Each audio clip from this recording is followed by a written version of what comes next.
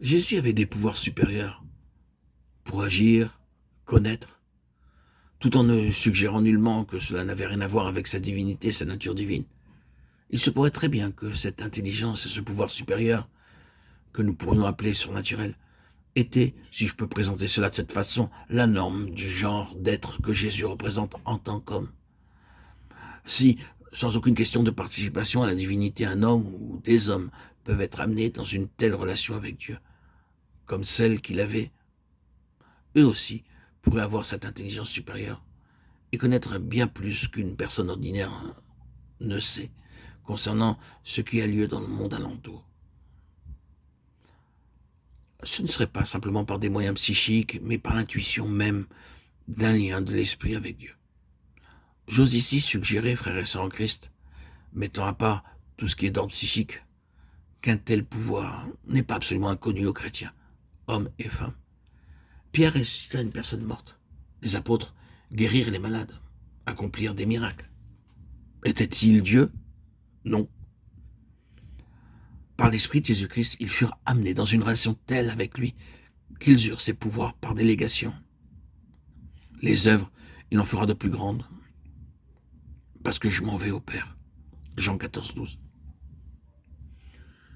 Il y a une profonde signification dans une parole qu'il a prononcée telle qu'elle nous est rapportée dans Jean 5, 26, 27. C'est peut-être bien trop profond pour notre compréhension, et je ne me hasarde pas dans ces profondeurs.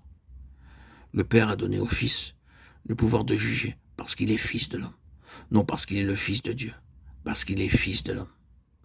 Cela ouvre un très vaste champ d'investigation, et nous y pénétrerons pas à pas. Mais le point est le suivant. La question de la divinité mise à part. Et mes chers amis, entre parenthèses, je ne suis nullement en train de plaider contre la question de la divinité de Christ en matière de connaissance ou de pouvoir ou de facultés surnaturelles. Mais ne se peut-il pas qu'une humanité se trouvant dans une telle relation avec Dieu et habitée de la sorte par Dieu, conformément à sa pensée originelle, ait de tels pouvoirs que nous appelons à présent surnaturels? Cela signifie seulement d'un autre ordre d'intelligence, de connaissance, d'aptitude. Cela signifie que l'homme est élevé à un autre niveau de capacité de compréhension, au-dessus du niveau ordinaire de capacité de compréhension, au-dessus du niveau ordinaire de l'homme tel que nous le connaissons. N'est-ce pas vrai des dons du Saint-Esprit accordés à l'Église, accordés à tout enfant de Dieu? Pourquoi donc la vie terrestre? Pour montrer le genre d'humanité dont Dieu a besoin, pour démontrer par une vie humaine ce que l'homme serait si Dieu avait l'homme selon son cœur. Je crois que c'est cela la réponse. Elle est bien là la réponse. Voilà pourquoi Dieu, Jésus est venu dans toute son humanité, en commençant quand tout homme par la naissance, et non pas comme homme fait. Et que dire si ce fut seulement 33 ans et demi?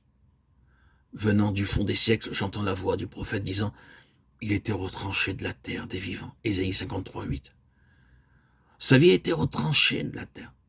Acte 8, 33. Sa vie fut retranchée au milieu de sa phase d'homme fait.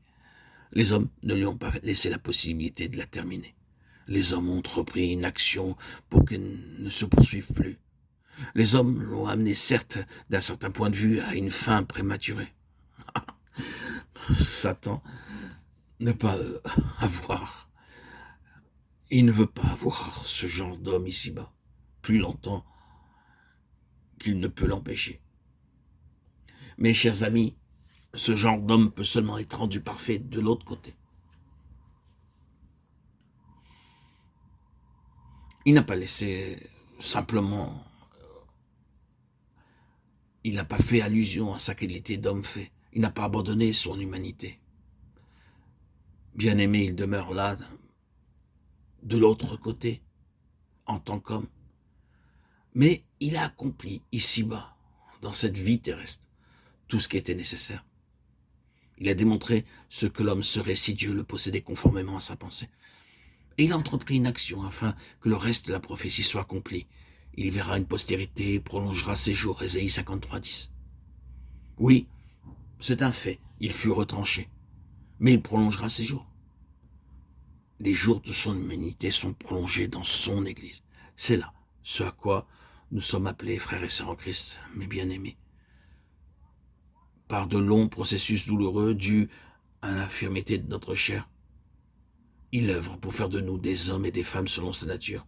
Et le cœur de tout cela est la complète séparation du principe de la vie propre, du moi, de l'ego dans toute sa puissance. La dissolution de ce moi, de cet ego, la mort de ce vieil homme, de cet homme charnel, attiré par le monde terrestre, pour laisser place à Christ, rayonner dans tout son être, afin que la pensée de Dieu soit accomplie conforme à toutes les intentions auxquelles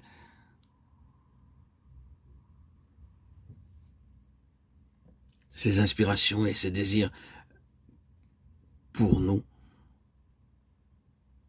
ont été depuis bien avant la création du monde.